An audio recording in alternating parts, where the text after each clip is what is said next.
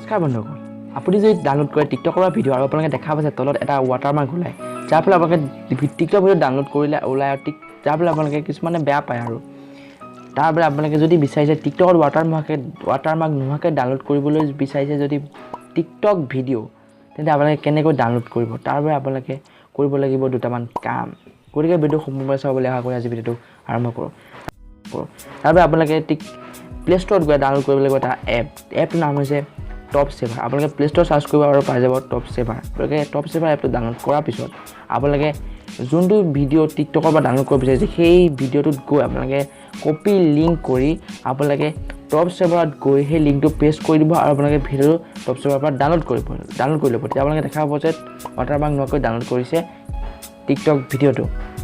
গতিকে আজি ভিডিঅ'টো ইমানেই। যদি আপোনালোকৰ ভিডিঅ'টো ভাল লাগিল লাইক কৰক, চেনেলটো ছাবস্ক্ৰাইব কৰক, কাষতে বেল আইকনটো প্ৰেছ কৰক আৰু আপোনালোকে ফ্ৰেণ্ডৰ লগত শ্বেয়াৰ কৰক। তেন্তে আজিলৈ বাই।